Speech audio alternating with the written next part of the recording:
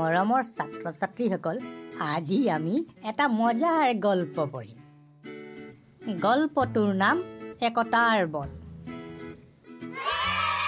মহিকান্ত বৰুৱা গাঁওখনৰ গাঁওবুঢ়া। তেওঁ গাঁওখনৰ মানুহক মিলা প্ৰীতিৰে থাকিবলৈ সময়ে সময়ে উপদেশ দিয়ে। কিন্তু তেওঁৰ নাতি নাতিনীয়েকৰ মাজত মিল নাছিল। নাতি নাতিনীয়েকৰ হতৰ মাজত মিলা প্ৰীতি নোহোৱা দেখি মহিকান্তৰ মহা চিন্তা।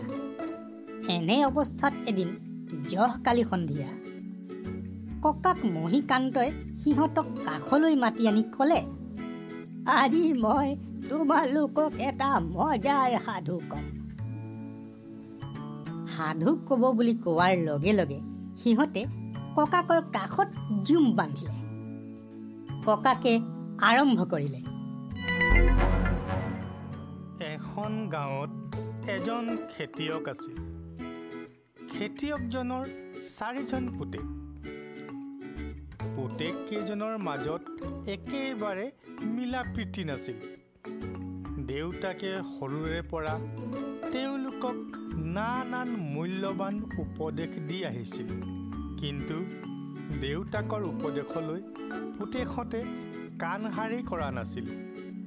দেউতাকে বহু কষ্টৰে খেতি বাতি কৰি পৰিয়ালটো পোহপাল দিছিল।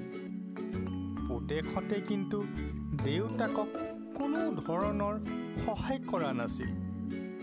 খেতিয়কজন ক্ৰমে বুঢ়া হৈ আহিল। পুতেকহঁতৰ স্বভাৱ দেখি চিন্তাত তেওঁৰ টোপনি নহা হ'ল। তেওঁ ভাবিলে, এনেদৰে থাকিলে পুতেকহঁত ভৱিষ্যতে বিপদত পৰিব। তাকে ভাবি তেওঁৰ ল'ৰাহঁতক কথাই কামে বুজাবলৈ এটা বুদ্ধি পাঙিলে। এদিন তেওঁ পুতেকহঁতক কেইডালমান ইকৰাৰ কাঠি আনিবলৈ ক'লে। দেউতাকৰ কথামতে পুতেকহঁতে ইকৰাৰ কাঠি কেইডালমান আনিলে। তেতিয়া দেউতাকে প্ৰত্যেককে একোডালকৈ কাঠি ভাঙিবলৈ দিলে। চাৰিওজনে সেই কাঠি অনাশয়ে ভাঙিলে। এইবাৰ দেউতাকে কাঠিবোৰ মুঠা বান্ধি পুতেকহঁতক এজন এজনকৈ ভাঙিবলৈ দিলে। তেওঁলোকে প্ৰত্যেকেই মুঠাটো ভাঙিবলৈ চেষ্টা কৰিলে। কিন্তু বহু চেষ্টাৰ মূৰতো কোনো এজনেও কাঠিৰ মুঠাটো ভাঙিব নোৱাৰিলে। তেতিয়া দেউতাকে 4জন পুতেকক কাষলৈ মাতি আনিলে আৰু ক'লে, এতিয়া বুজিলানে বোপাহঁত? তোমালোক আটাই একোডালকৈ কাঠি দিওঁতে সহজে ভাঙিব পাৰিলা। কিন্তু গোটেই কেইডাল কাঠি মুঠা বান্ধি দিওঁতে ভঙাত সফল হ'ব নোৱাৰিলা। ঠিক তেনেদৰে একেলগে মিলা প্ৰীতিৰে চলিলে কোনেও তোমালোকক একো হানি বিঘিনি ঘটাব নোৱাৰে। খেতি বাতি বেপাৰ বাণিজ্যতো সফল হ'ব পাৰিবা। এতিয়াৰ পৰা তোমালোকে সকলো কাম কাজ একেলগে কৰিবা।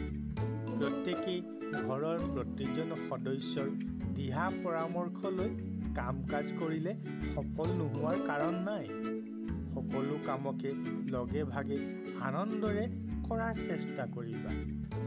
চাৰিওজন পুতেকে কথাটো বুজি পালে আৰু একেলগ হৈ কামত লাগিলগৈ। সাধুটো শেষ কৰি ককাকে ক'লে, এতিয়া বুজিলানে? মিলি জুলি থাকিলে তোমালোকে কেতিয়াও বিপদত নপৰা। সকলো কামত সাফল্য অৰ্জন কৰিব পাৰিবা।